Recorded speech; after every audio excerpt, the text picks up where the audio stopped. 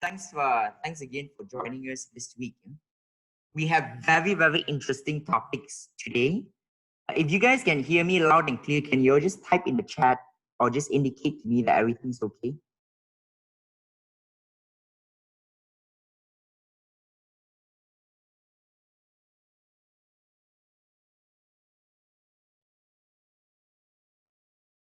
Let's see. Chat says, okay, audio is great. Perfect. I think last week, the feedback I got was that my audio was a bit patchy because I was in a section in the house where the internet connection is probably not as ideal. But this week, everything should be okay. We're just waiting for another one of our speakers, which is Wan Tan, to join us. And then we should begin in earnest. As I said, I'm looking forward to today's session. There are a lot of interesting stuff we'll be discussing, especially about the Fed's monetary policy. The recent bill actually being debated in the US about delisting of Chinese stocks if they cannot have access to their audits. So those are very interesting developments. And of course, social unrest. And I would like to preface that with a movie actually I saw last night. And it's called The Platform. Absolutely brilliant. I'll share it with you guys later on. And it has to do with social unrest. So we'll be talking about a few things. I'll just make a very short introduction while we wait for Wan Tan. I'll be talking about excerpts from a book called A Brave New World. For those of you who want the link to this book, it's available for free online. The authors have very generously provided it for free online. It's a book from 2005, but I feel it's one of the best economics books I've ever read. We'll be talking about this concept of MV equals to PQ and the decoupling of asset prices and fundamentals due to the recent Fed's monetary policy. We'll also be talking about potential depreciation of the USD relative to MYR and how that could affect your investments, how we're going to hedge exposures, and does it even matter if you are in it for the long term? And the third item to be discussed on the agenda is, as I mentioned earlier on, the potential delisting of Chinese companies on US stock exchanges. As you're well aware, a lot of these Chinese stocks are listed on US exchanges through instruments called ADRs. So these are American depository receipts. So they don't actually have full listing on the US stock exchanges. Some companies do, but some don't. A lot of them don't. And the requirements under American depository receipts are much less stringent. So what Trump is trying to do is to increase the scrutiny of Chinese companies that are being listed on US stock exchanges through ADRs. And last but not least, we'll talk about mass employment, food security, and social unrest. I think as Wan Tan and Bobby the Shepherd have prefaced last week, this is becoming an increasingly critical issue. And if we don't arrest social unrest right now, it could lead to a lot of social ills, a lot of social problems, and maybe even political upheavals in the short term. So the Agong has recently stepped in, right, to not allow that no confidence vote. So we're not sure how long they can postpone this issue. Okay, so Wan Tan is in the house, right? Wan Tan, can you hear me? Yeah, can you please unmute him? I think he's just in here. I think everyone can unmute themselves. Oh, okay. Can I kindly request just finish? You switch off your video in order to improve the bandwidth, right? Okay, so without further ado, I would like to share, first of all, a few slides with you guys, just a very short one, before I hand it over to Wan Tan and Bobby the Shepherd in order to firm up what we'll be discussing. Right? Okay, so this book, A Brave New World, pretty much summarizes what I want to say. So this equation MV is equal to PQ. So when you increase the money supply, and this money supply multiplies in the system, whether it's a financial system or the private sector in general. So V stands for velocity, is the multiplication of money in the system. It should result in an increase in asset prices or an increase in growth or both, right? So this is the whole basis for the Fed's QE program and a recent pump of money into stock markets, right? So this is great. And in this slide here, we look at how this filters down finally into equity markets. So when you have the Fed increasing M, the money supply, you should get an increase in velocity through multiplication in the private sector, including the banking sector. And this should naturally lead to an increase in growth and or asset prices. And then after a few more layers, including FX, interest rates, and the bond markets, that should slowly filter down into an increase in equity markets. But of course, you got some loose factors here, right? So geopolitics, political uncertainty can undermine this entire process. You got fiscal policies supplementing or contradicting your monetary policies. Demographics, social unrest, right? So this is one factor we need to look at right now as well. As we observe structural changes in the economy and in society, a lot of things that people are talking about right now is how US, the low-income workers, are actually sitting on a helicopter money that the government is giving them and choosing not to work because it's more worth it to sit at home and receive the money than to find work that pays the same or even lower. Okay? So these are demographic and of course other structural issues as well.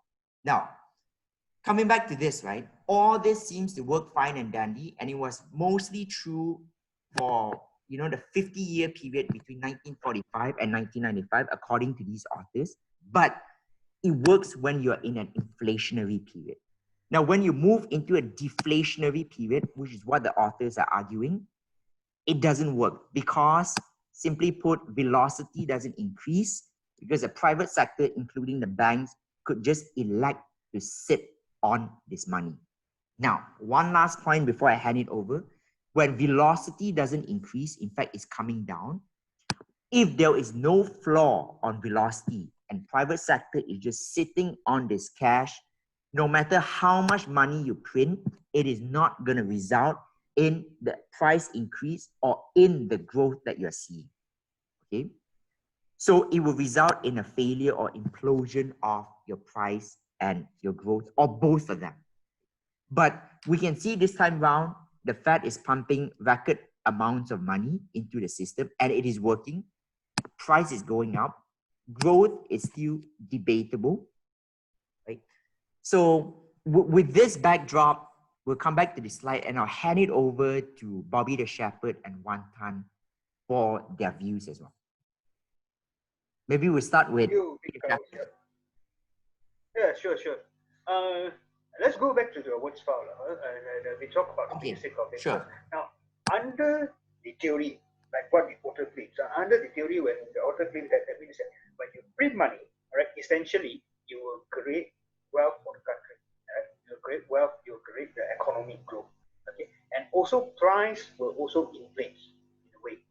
Okay, but the key thing here is that it's actually on the velocity part of it. That means if let's say even though if I print money when there's no opportunity for you to invest in, for example, or there's no way for you to go to invest your money into, okay, then technically the money is just sitting in your bank accounts doing nothing, then there won't be any growth. So I think this is the basic concept of it. Now, when we say into this, actually printing money, there's a lot of questions or queries or issues, okay, and there's a lot of implications as well, which we cannot forecast as well. There's no way one of us will forecast what will happen in the future, but there are few things that might happen as well. Okay, now let's say I print money.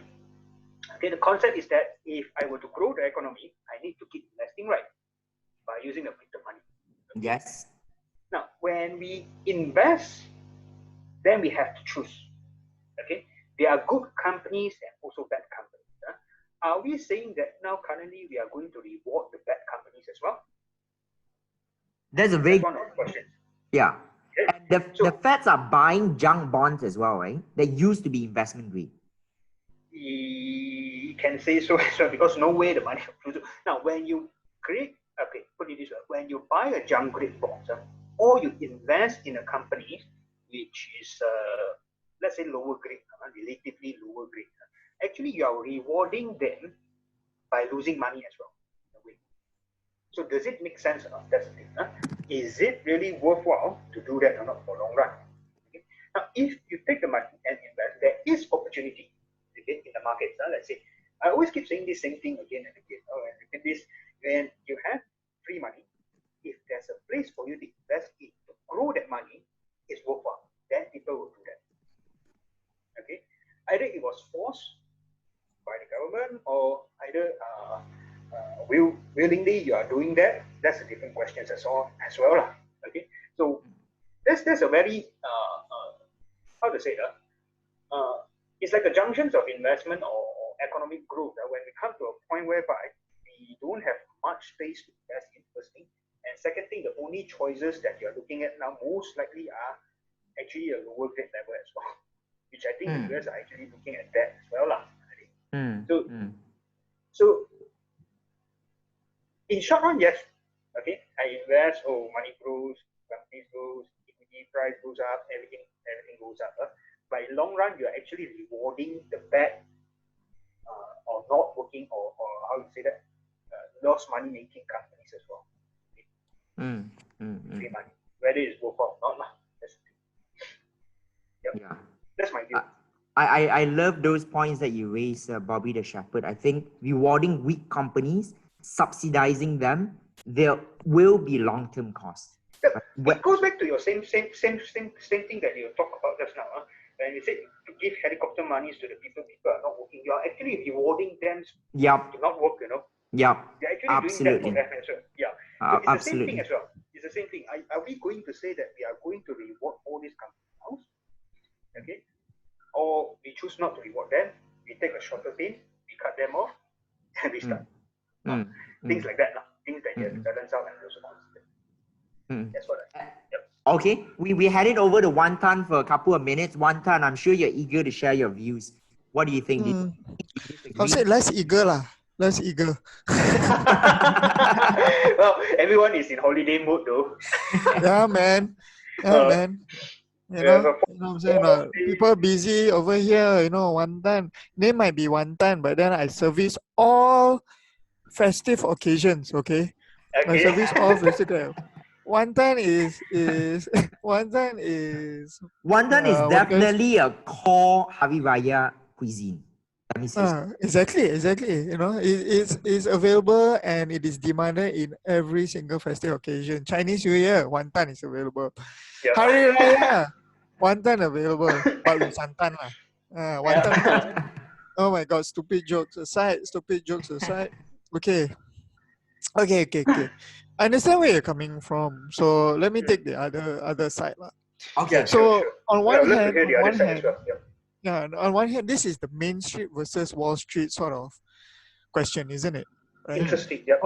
Right. On one side, you're saying like it seems like when you're doing exactly what is being done over here right now, you're benefiting asset prices. That's number one, right? It's flowing, it's finding its way into the equity market, like the slide that you showed earlier on, Big Cow. And then there's this feeling like, are we helping the rich person, the tycoons, the billionaires, correct? It's like we are lending them large amounts of money at very small very small or very low rates of interest to help them survive, make more billions, correct? Because in good times they're making good, right? They're making tons of money. They never share. In bad times, correct, right? And then in low what do I say, in periods of crisis, which is now recession, suddenly you want to prop them up some more, correct? That is the main feeling right now. It's Main Street versus Wall Street. That is the overall sort of sentiment. Let me put it that way. That's the context. That's the background. However, let me take the other side. That is the side that is taken by how it is. But let me take the other side. Okay. Let me just put it the other way. Let me shine a light from a different angle. Sure. What if there was a social cost that is too high to be paid if you allow companies to go bankrupt en masse? Yeah. All right. What if there is a social cost? And if you are a politician, if you are a government, what is your main job? Let me go back once again to your core role of a government, to a core role of everyone. Correct, to take care of everyone, to make sure that everyone is let's just, because the role of government is to govern, right? To represent the people and so on and so forth. let me go to the two central tenets of a central bank. Mhm. Number one, control price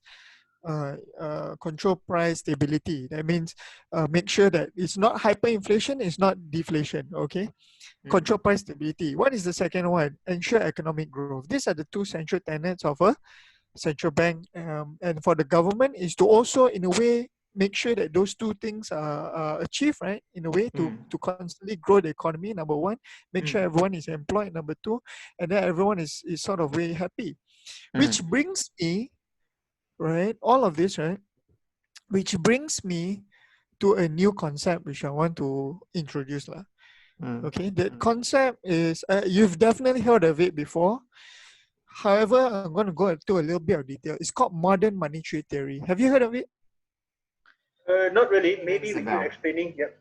MMT, modern monetary theory. Helicopter money. Have you heard of it?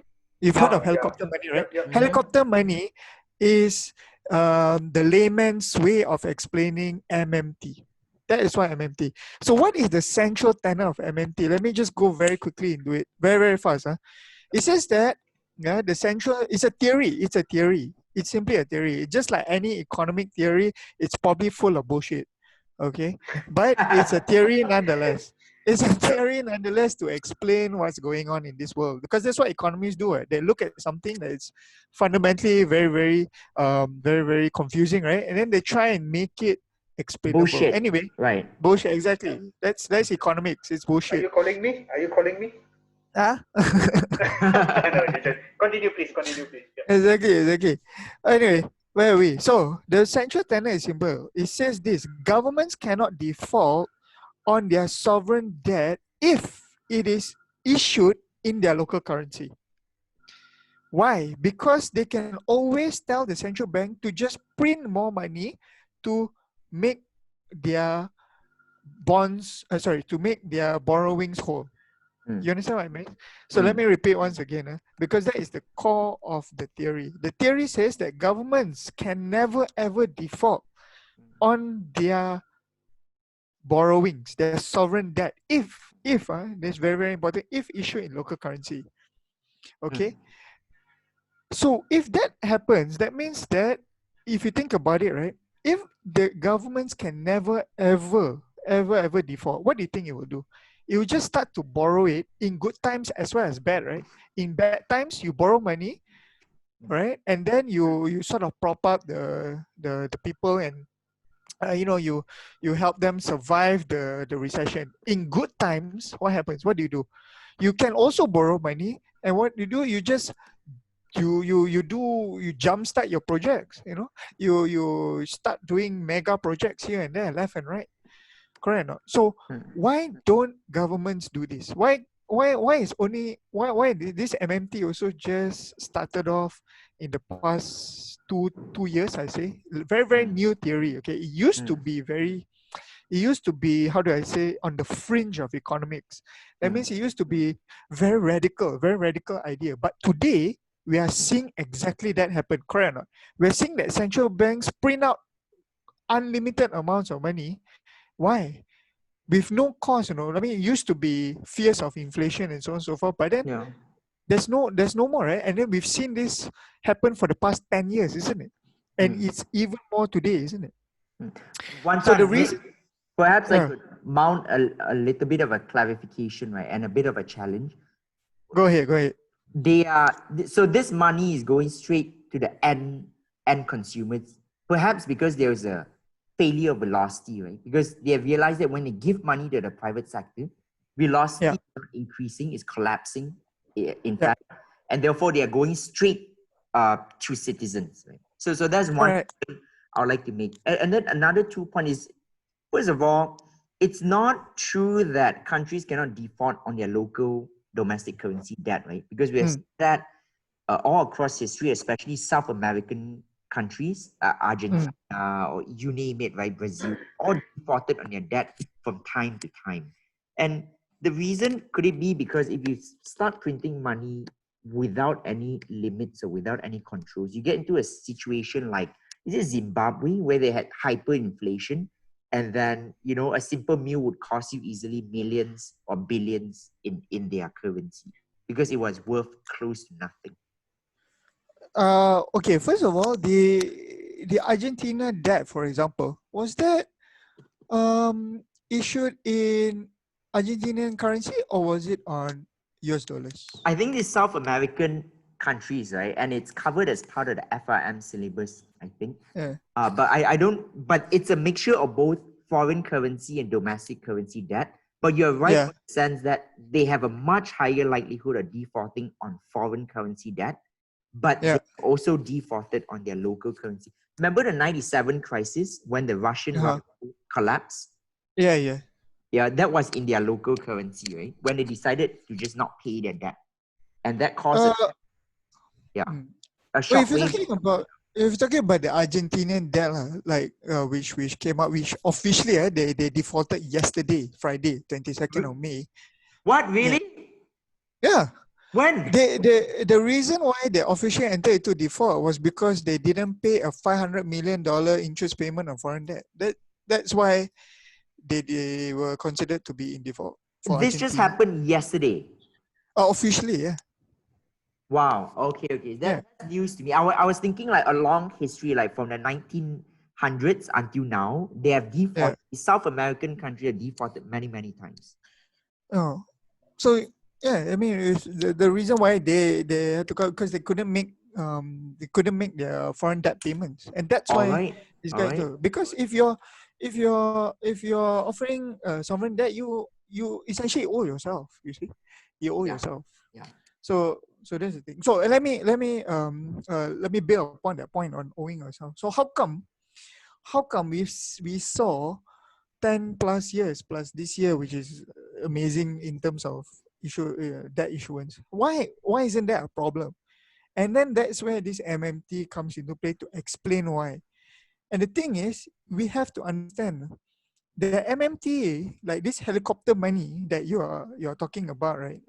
Big cow, and that you also referred to in the start, was because of the where interest rates are, where interest rates lie. Okay, where interest rates lie, and that is what explains whether modern monetary theory can work, whether helicopter money can work, or whether helicopter money cannot work. Okay, so there are two extremes. Number one, there is a normal environment. Okay, in a normal environment, when I talk about normal environment, I'm talking about when interest rates are not zero, like today. When I'm talking about employment is high, when there is no slack in the economy.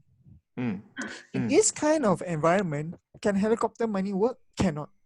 It cannot work. It cannot work, right? It cannot work because what will happen is it will be hyperinflationary. So then that is the kind of environment where it will result in us being like the Weimar Republic back again. You know, where one piece of bread is like 40,000 Deutschmarks or some nonsense like that.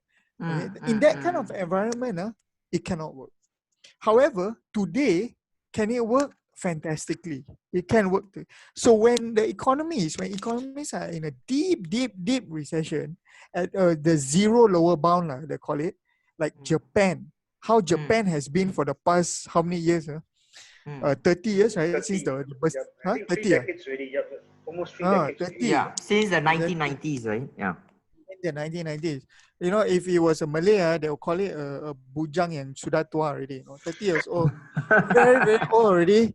Still, you are, you cannot get out of that deflationary environment. Japan, MMT can work. If you're in Japan, MMT go. If you're in the Eurozone, when we are talking about aging demographics in the future, where people are lower and lower, right? And then it's very difficult to generate growth, because of their oppressive, what do you guys? They have a lot of things. Eurozone is structurally very difficult. Okay, to grow, it can work because when you are talking at very low interest rates, it can work. Why can it work? Because at the zero lower bound interest rate, the private sector demand for money is infinite. Because if I told you that, I told you, if I told you BTS, you could borrow money for free forever, what will you do? Remember when we were doing CFA a long time ago, that Modi, Liani, Miller, that Modigliani, the MM theory, remember Yeah. or not? Yeah. The corporate Yeah. finance one, right? Yeah. That one, remember or not? There was this one theory that said like if there was no risk of default, there was no interest rates and all that, what happens? Everyone just borrow money, right? Unlimited. 99%. The optimal capital Mm. structure. Exactly. Yeah. Private sector will do the same thing. Yeah. They will do that. They'll just keep borrowing. And then and what happens is that when there is no growth, when they cannot see growth, right? What do? They buy back their own stock. That's what they do. They don't invest. There's no need to invest because why do I invest in a future with no growth? I buy back my own stock. But I You see, think that is the best. it's quite an interesting point as well. But I still feel that if that's the case, in the long run, it doesn't really work, right? Because you have high debt, you're piling up high debt, so, right? You're at the risk of default. You're at the risk of default because of higher debt. Yes, I understand that. Yes, you can use debt to buy back shares. You go, you ask your shareholders to go off and go and find other companies to invest in, and giving you a higher return, right? But the worrying point is that if there's free debt, high debt, then will it Yeah. And I would like to add also the point that you can't stay at 0% interest rate forever. And the moment you start increasing it, that's when you're gonna see a lot of volatility. But can or not? You think about it, Beka. You think about it. Are you sure that we cannot stay at 0% forever? How come Japan could? actually, this kind of thing, when you talk about this, we really can't really go and predict what will happen in the future. But it really, like what you see in Japan. Yeah. It's just like what you say in Japan, really. It's already been there for like don't know how many decades. Okay, fair enough. Just like Switzerland, it's also don't know how many years already over there. Yeah. The thing, it might be, but in Malaysia, I don't know. Seriously, if let's say it's a zero interest environment for the next 30 years, I think most of us will be screwed lah, technically. I think the only thing saving us is that these developed markets are at the one, because like you're seeing the one that Big Cow, the slide that Big Cow put it up here. All right. If other DMs start to see inflation and they start to go up and then they start to raise their interest rates and then our interest rate is like, has been cut a lot, then what we have to do, we have to raise our interest rate. If not, our exchange rate will be killed. Yeah, if our exchange rate will be killed, right? And then we are what? We are highly, we import a lot of goods and items. It's going to skyrocket our inflation here. Yep. And what's going to happen, man? It won't be sustainable. We'll always be higher than developed markets. But we've got another 10 minutes to go before we wrap up this time. I do want to talk about FX risk a little bit. Go ahead. It was raised by one of the participants last week, right? So I just want to show you a small graph here. So what happened when the Fed started printing money in post the GFC, right? So the exchange rate went from 3.7 down to pretty much 3 in 2011. So that's roughly a 23% decrease in your currency. Does it matter if you're invested for the long term? Because as you can see, the exchange rate recovered eventually. Now, obviously, there are other aggravating factors that cause it to be above 4. First of all, you know what is it? 2015. You know what is it? What did they say? No, do you know what happened in 2015? Do enlighten us. That's the first article published by WSJ. That's the time. Oh, the 1MDB scandal. Yes. Right. It was since then that the money has been pulling up. Right. Yeah. That's a very interesting. That's the first one. Yeah, that's the first time. So in terms of just laying more of the background, right? If you are worried about, if you're invested in USD now, in stocks in the US, and you're afraid of the appreciation of the ringgit, right? And the depreciation of the USD, what can you do? And I also want to show something that StashAway has done. They have recently reallocated their portfolios in order to deal with the potential depreciation of the USD. So let me just bring that up. Just give me 1 second. Yeah, sure. just for the audience benefits, then maybe we want to just focus on is actually to share with you guys. If let's say you guys have investment, like for example, share investment. It's not talking from corporate perspective. It's not talking from companies' manufacturing perspective, how to hedge and all this. But we are talking from the perspective where you have investment in, let's say, US dollar, okay, for Yes. example. And if let's say the case that you might see a case that, oh well, USD is going to depreciate against all the other currencies, okay, because of some certain issues and all this. And what you could do, this is just what we're going to share with you guys. Yes, for this last correct. 10 minutes. From a retail perspective, correct. And actually, Freddie Lim, who is the Chief Investment Officer for Stashaway, explained this recent change in the asset allocation on Money FM. Money FM is a radio station from Singapore. And back in 2009 as well, the SGD appreciated about 20% similar to the ringgit relative to the USD. So those who were invested in the US then lost 20% of their portfolio's value just purely due to exchange rate, right? In SGD terms. And so a few key things in the asset allocation here. Number one, they've increased their holdings in gold. And Freddie Lim on Money FM just a few days ago, 4 or 5 days ago, said that this was because he feared that the USD was going to depreciate. Okay, so that's one. Yep. Second of all, they've exited all of their investments in the S&P 500 and in Europe as well, likely because they think the asset prices are too inflated. It's decoupled. The asset prices are decoupled from fundamentals. So they've exited all of this, but they do have some tactical asset allocation. They're invested in consumer staples, healthcare, and small cap as well, because they think these sectors will outperform the big companies over the long term, right? And very interestingly, they have also just invested in Crane Shares, China Internet ETF. Very bad timing, actually.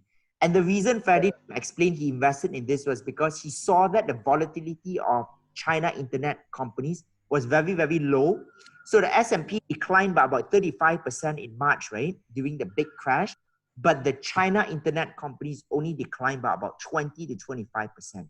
And he thinks that growth for these companies are going to be high growth, low volatility. That's why he decided to put 10 to 15%, depending on your risk profile on the platform, on these companies. Right? So this is Freddie Lim's sort of approach.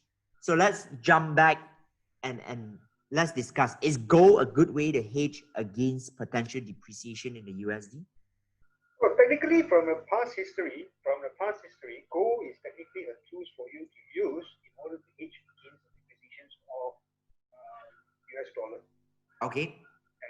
So that's in theory, that's its old folks' wisdoms. That's the way that usually what they do in order to hedge against all USD exposure if let's say you have.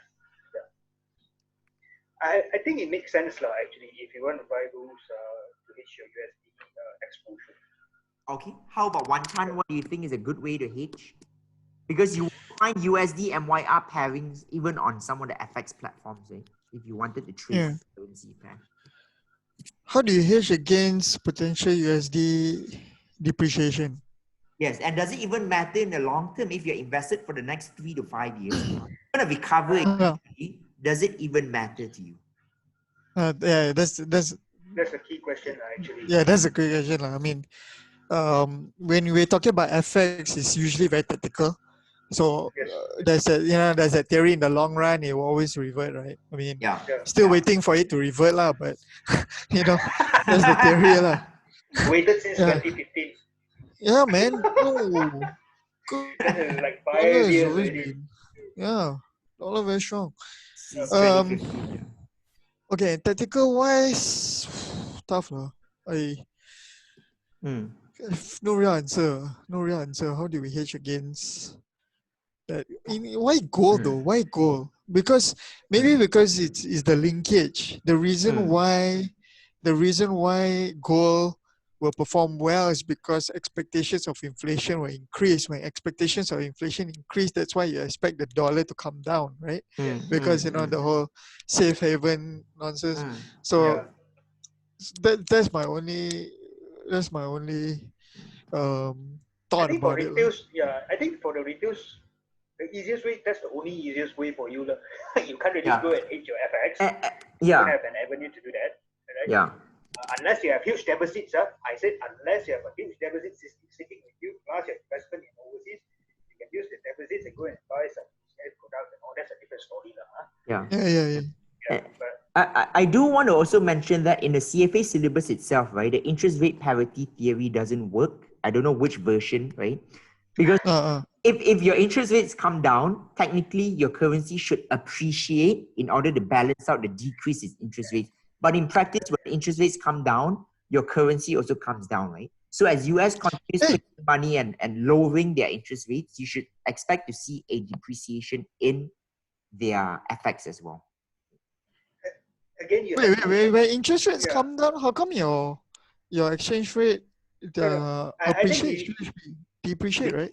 Because according to the interest rate parity, when interest rates come down, you need to compensate with that, and that is compensated by an increase in your FX, so that if you were invested in country A with lower interest rates or country B with higher interest rates, it should balance out due to the FX. Okay, I think we have 4 minutes left. Let me try to explain it short first. Now, in theory, PPP is just like that. If let's say we have US and also Malaysia dollar, okay, what happened is that US is 2%, Malaysia is 4%. If let's say 4% is going to decrease to 3%, that is one of our forward rate or forward curves is going to depreciate, appreciate in future. Okay, but the thing is that you have to see from the perspective whether it's a short term or a long term. Okay, now usually in short term, money flows matters for FX. Money flows matters for FX. So if I have increased my interest rate in short term, money will come in still. Very fast. Why? Because they take the opportunity, borrow at a lower rate, invest at a higher rate. Okay? So when, let's say I want to invest in ringgit, interest rate goes up to 12%. What happens is that technically money will still flow in because I borrow at 2%, I convert to ringgit and buy ringgit assets again. Okay? Get that 12% return. So what happens is that in short run, ringgit will appreciate in short run. So it all depends against whether it's short run or long run. Money flows does really matter. Okay, yeah, I think that's a good point, right? Trade flows definitely matter, especially in the FX market. It's so volatile and so sensitive, the trade flows. FX market is one of the hardest market to predict. Yeah, man. Yeah. Because of there's too many factors to agree. To really look into. Agree. We've got 2 more minutes to go. Unfortunately, we don't have enough time to go through the potential delisting of Chinese companies or US stock exchanges.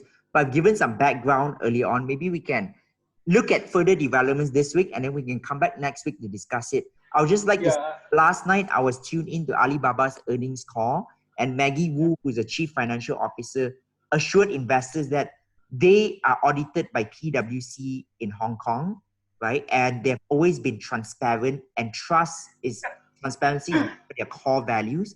So they don't foresee that this should affect their company, whatever the bill, whether it passes or not. Having said that, although their earnings per share increased substantially for the entire financial year, so yesterday was the fourth quarter results, right? The share price actually plunged by about 5 to 6%. I think there's still a lot of uncertainty around this issue. And last but not least, we also don't have time to go through social unrest. But I think what we'll do, we'll just go through next week all together. One of the very interesting points for the third question is actually on why this bill was actually being brought up.